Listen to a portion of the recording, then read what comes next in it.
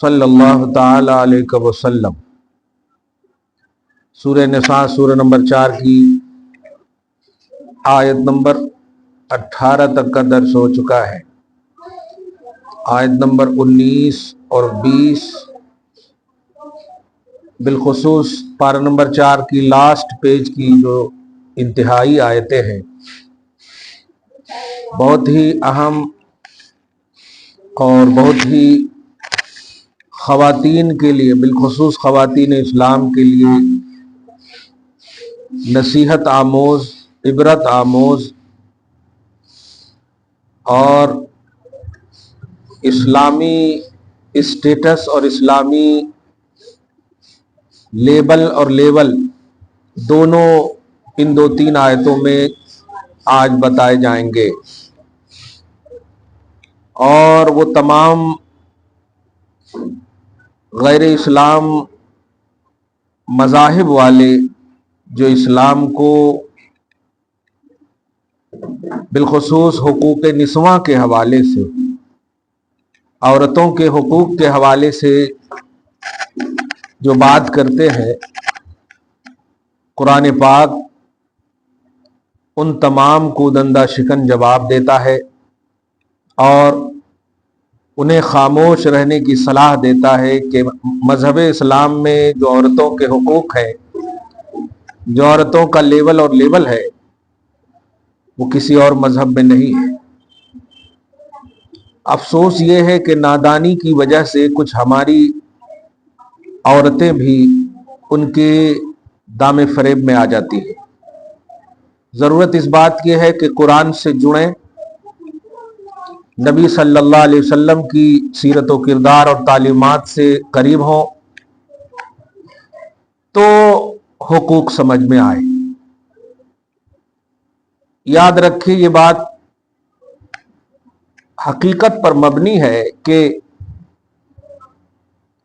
آپ کو جتنا پڑھایا جائے گا، آپ سے ایگزام اتنا ہی لیا جائے گا۔ جو سلیبس آپ کو پڑھایا گیا ہے، اس سلیبس کے علاوہ آگے کا ایگزام آپ سے لینا غیر قانونی ہے، آپ پر ظلم ہے۔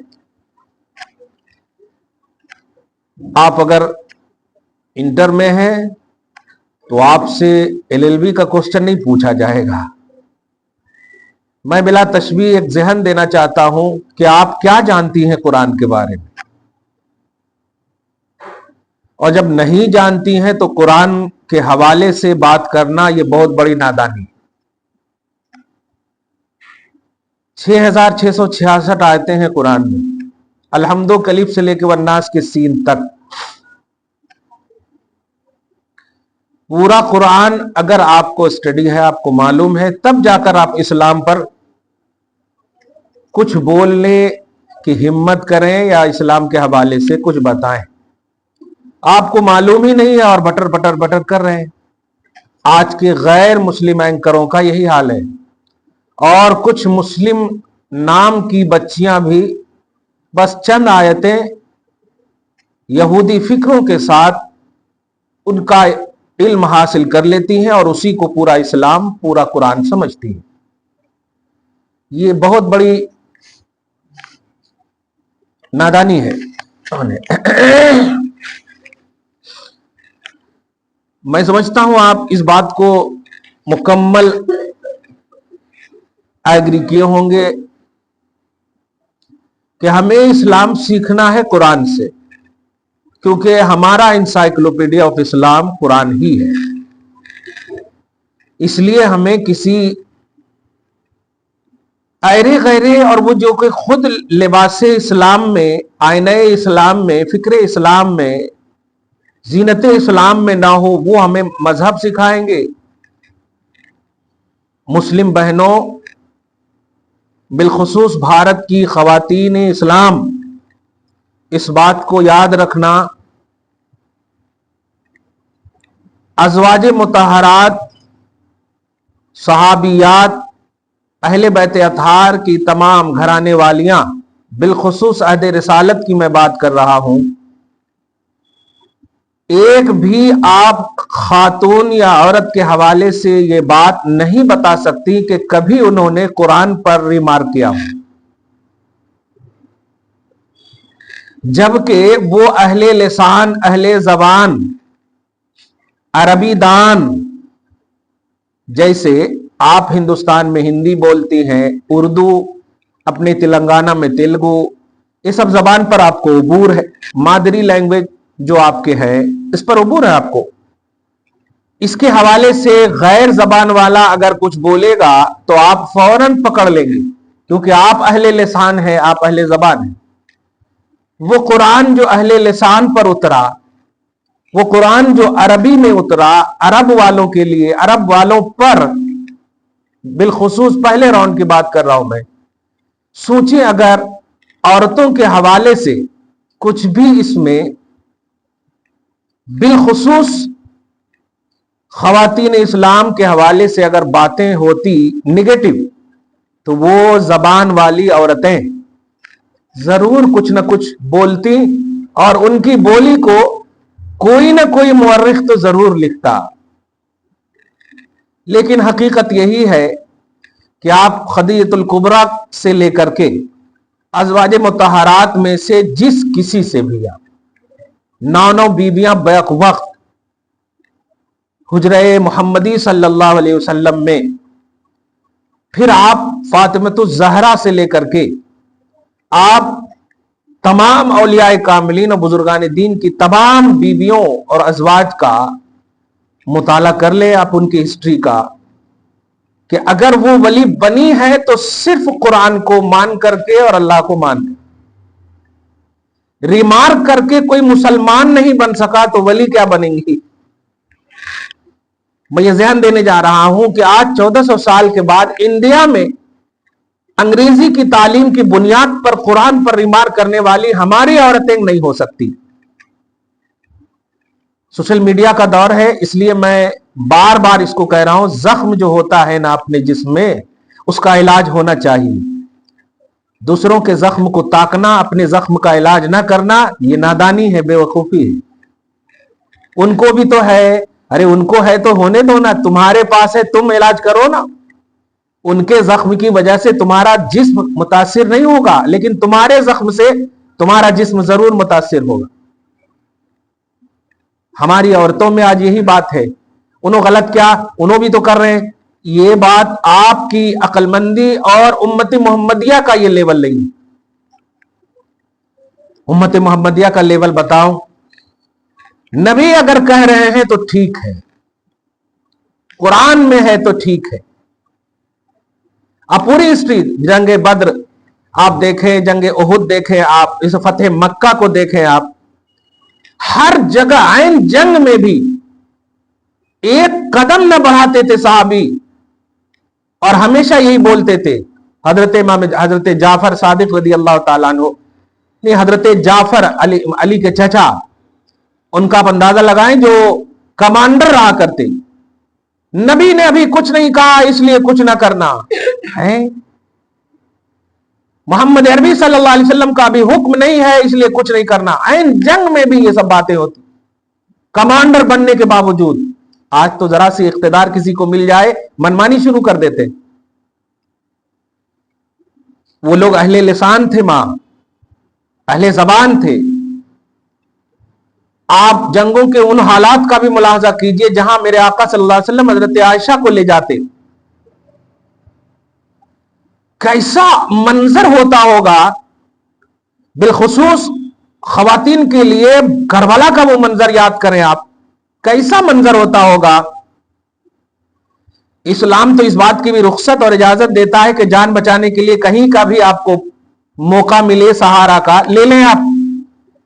وہاں بتائیے 22,000 کم و بیش کا لشکر ہے اپوزیشن میں، اور چند نوجوان اور بچے اور نہتے لوگ ہیں، پھر بھی وہاں کی عورتیں وہ ایسی مثال پیش کر رہی ہیں قرآن کی، نبی صلی اللہ علیہ وسلم کی شریعت کی، کہ آج تک دیکھیے انہی عورتوں کو کتابوں میں، ہسٹری میں، تاریخ اسلام میں جگہ دی گئی ہے. باقی تمام اپوزیشن کا نام و نشان نہیں. میں یہ تمہید اس لیے کر رہا ہوں کہ قرآن سے دوری ہی اسلام کے غلط ایکسپلینیشن کے شکار ہونے کی وجہ ہے.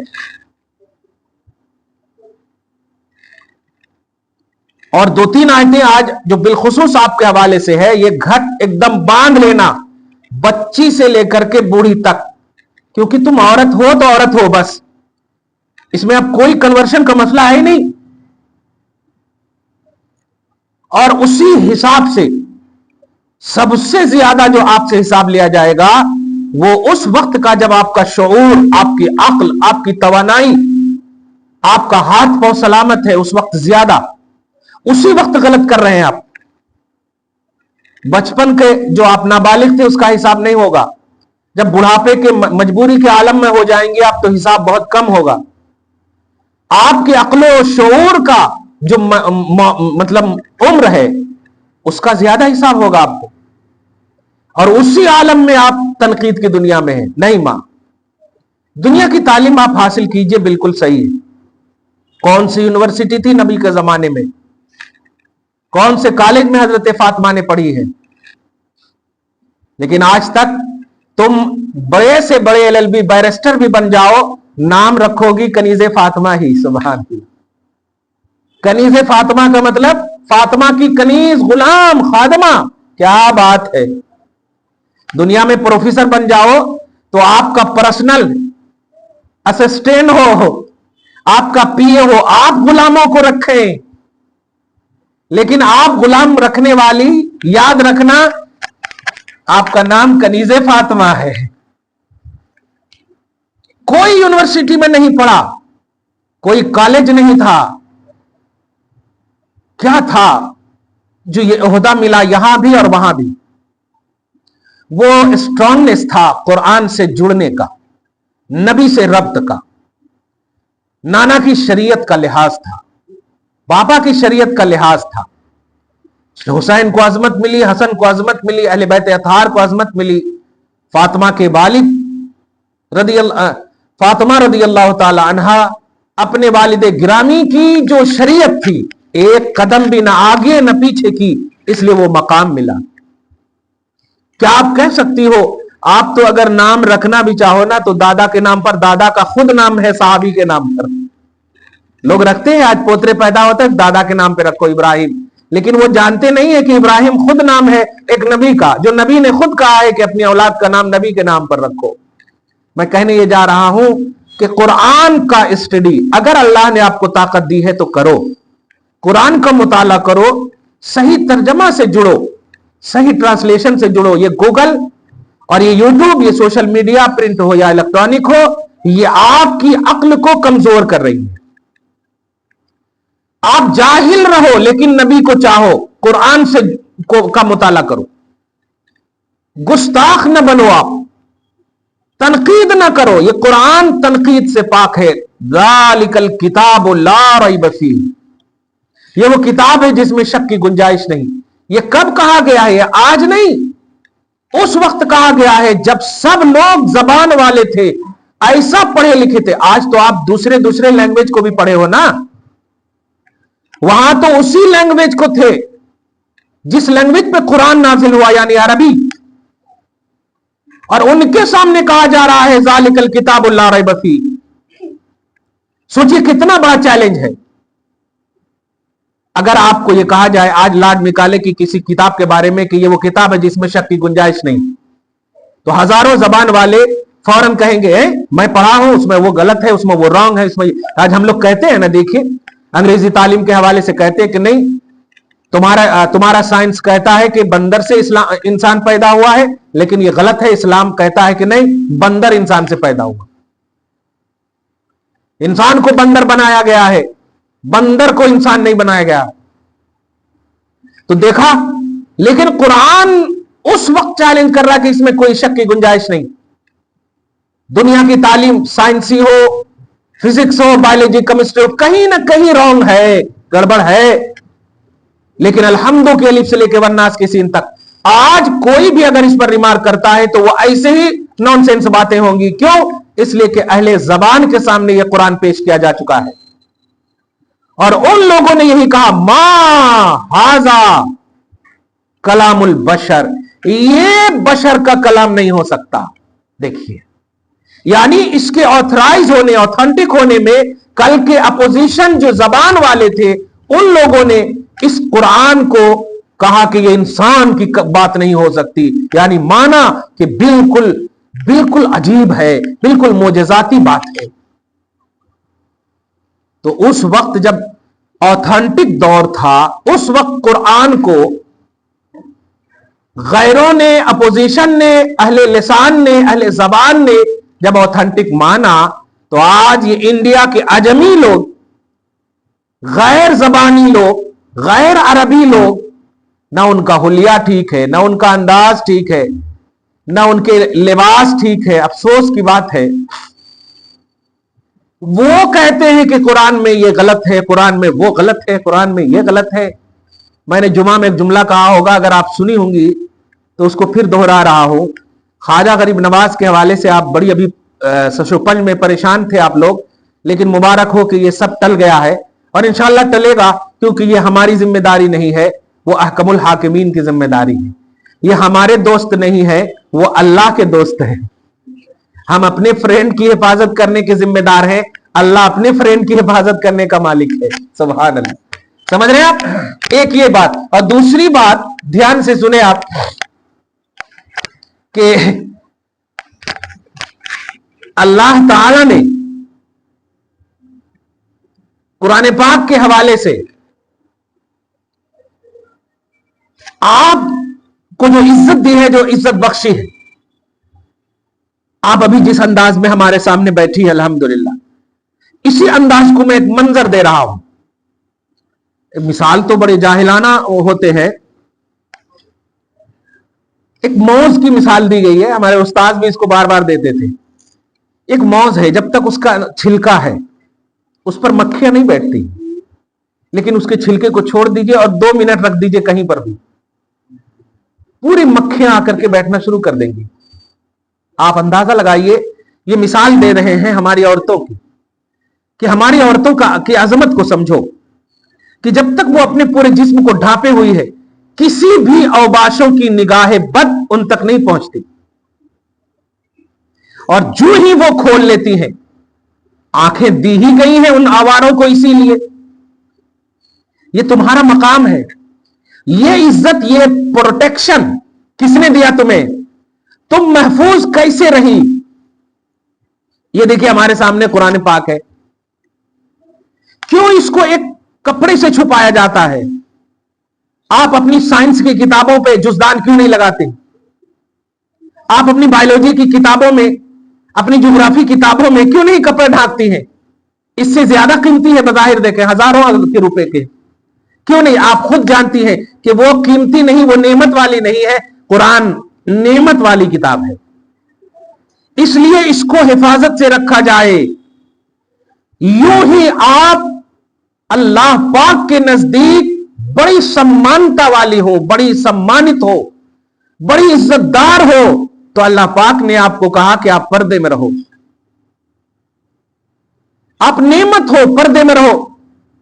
अब आप बताइए, इस बात को ना मान करके अगर हमारी बहनें कहे नहीं मर्दों से हम कम हैं क्या, तो फिर इसका साफ मतलब यह हुआ कि ये अपनी थिंकिंग लगा रही हैं आप, और आपका कोई इस्लामी बेस नहीं है, ना खुदा है, ना रसूल है, ना कुरान है। और जब किसी भी मुस्लिम बच्चियों का ना कुरान हो, ना खुदा हो, ना रसूल हो बेस, वो मुसलमान तो इनकम्प्लीट है ही, वो नाकाम ही नाकाम है। यही सच्चाई है मां। तमाम दुनिया की औरतों का आप जायजा ले लें, जिन जिन औरतों ने कुरान पर रिमार्क किया है, नामो निशान मिट गया है। दुनिया में भी जलील हुई है, आखिरत में तो खैर है ही। आप फॉर एग्जाम्पल तस्लीमा नसरीन का नाम आप देख लीजिए, क्या क्या बदतमीजी की गई उनकी जानिब से, लेकिन आज देखिए छुप छुप कर जिंदगी काट रही हैं।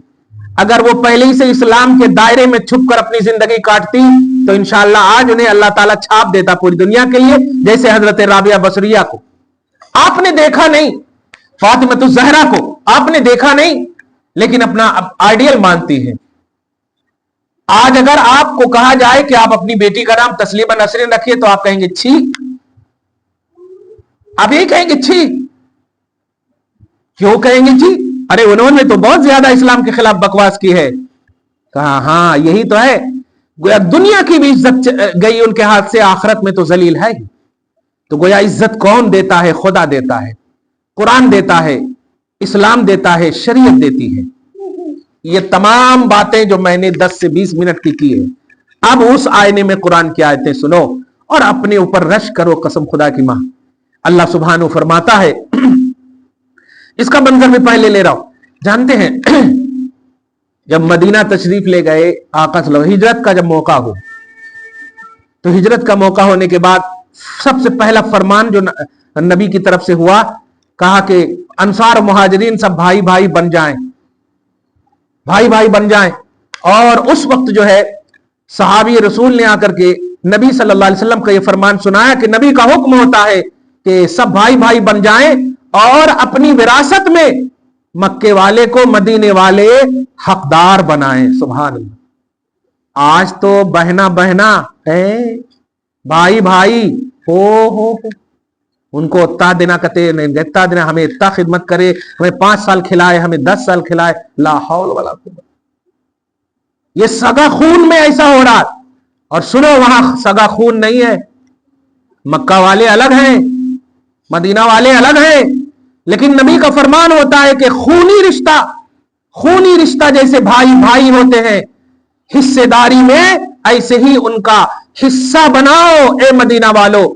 मजाल है कि किसी सहाबी ने कोई एतराज किया हो, उसी वक्त सबों ने सीने से लगाया, बहन ने बहन को सीने से लगाया। हकीकी बहन नहीं थी, लेकिन नबी ने कह दिया बहन तो बहन, नबी ने कह दिया भाई तो भाई। आपका लॉजिक क्या कहता है?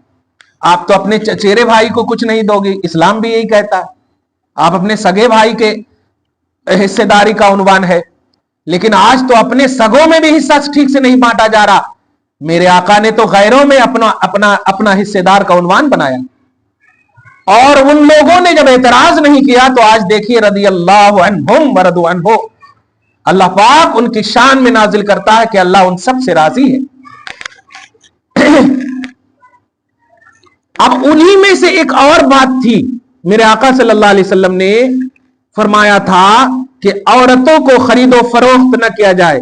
वहां वाले खरीदो फरोख्त का भी मंजर रखते थे, जो अरब के लोग थे।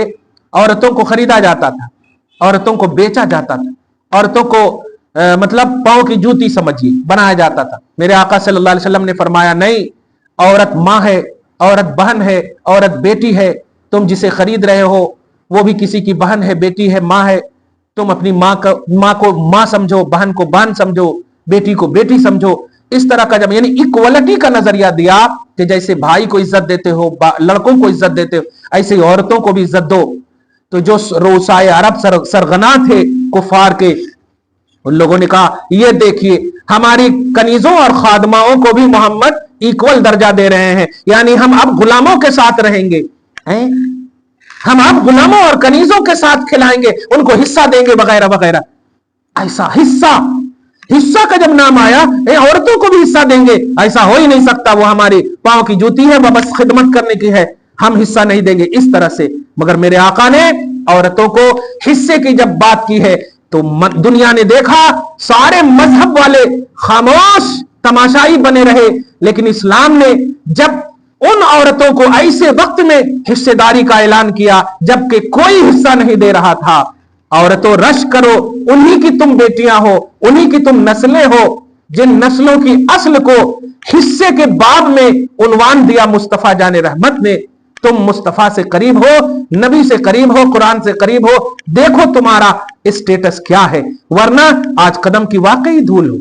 क्या तुम्हें दुनिया में जॉब करती हो, महीने में 7 दिन 10 दिन तुम्हें छुट्टी मिलती है? नहीं, लेकिन वो खुदा जो तुम्हें नमाज का हुक्म देता है, हर महीने कहता है हालत हैज में तुम्हें छुट्टी है। सुभान अल्लाह। है तुम्हें ऐसा, यह है ड्यूटी भी तुम्हें देने वाला रब कह रहा है तुम्हें छुट्टी है। क्या बात।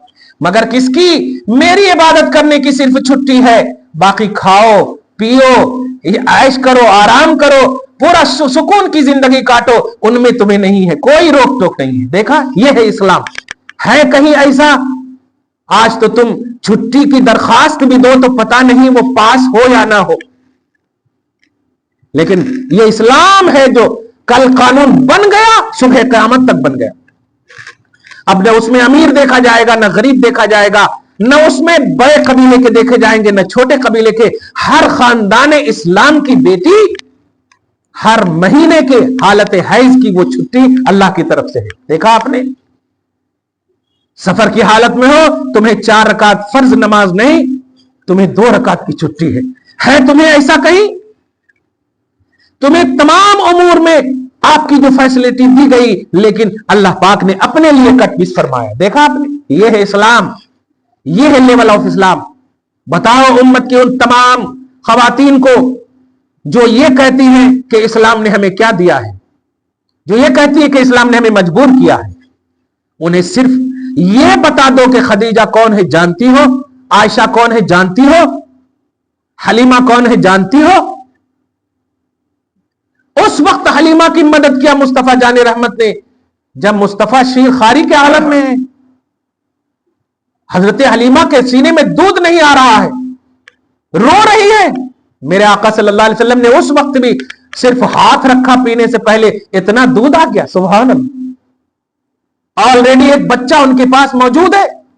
एक पिस्तान से पी करके पूरी दुनिया को दर्श दिया कि जब मैं शीर खारी में औरतों का ये हक पहचानवा रहा हूं, तो सोचो जब बढ़ूंगा, जब ऐलान करूंगा नबूवत का, तो औरतों का हक कितना दिलवाऊंगा।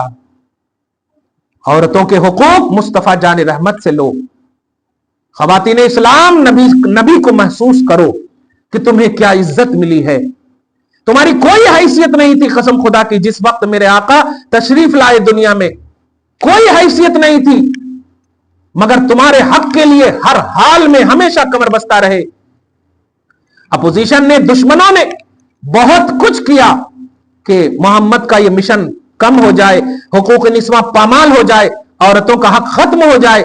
लेकिन नहीं, मेरे आका सल्लल्लाहु, यहां तक कि अरे एक तो प्रस्ताव दिया कि मोहम्मद से कहो क्या चाहिए उनको, बस वो अपने महबूद का प्रचार भी अगर करना, हमारे महबूद को बुरा भला न कहें, ये सब हुकूक वगैरह की बात न करें, जो हम कर रहे हैं करने दें। जब हजरत अबू तालिब ने आकर के नबी सल्लल्लाहु अलैहि वसल्लम को कहा कि ऐसा ऐसा कह रहे हैं, क्या कहते हो बेटा, तो नबी अलैहिस्सलाम ने कहा ये लोग दुनिया की चीजें देने की बात कर रहे हैं, अगर मेरे एक हाथ में सूरज दूसरे हाथ में चांद भी दे दें तब भी मैं जो कह रहा हूं वो चूंकि मैं नहीं कह रहा हूं, वो अल्लाह कहवा रहा है, मैं उसे नहीं छोड़ूंगा।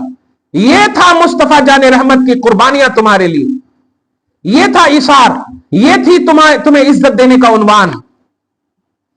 अपनी पोजीशन को समझो माओ, इस्लाम से जुड़ो, कुरान से जुड़ो। अल्लाह सुब्हानहू फरमाता है, ये पूरा मंजर देने के बाद जो मैं कह रहा हूं ध्यान दीजिएगा, तुम्हारा माहौल क्या था, तुम्हारी असलों का सुनो। असलों का माहौल यह था कि अगर कोई औरत, उसका शौहर मर जाता और वो बहुत पैसे वाली होती, तो ये क्या करते थे ये जालिम लोग, या तो उनसे शादी कर लेते या उनको अपना कनीज बना लेते। शादी इसलिए करते कि ताकि उनका जो जितना माल वगैरह है वो हमारे कब्जे में आ जाए, और इसी तरह ये कनीज बना लेते। बहरहाल माल और दौलत के लिए मिस यूज किया जाता था औरतों को।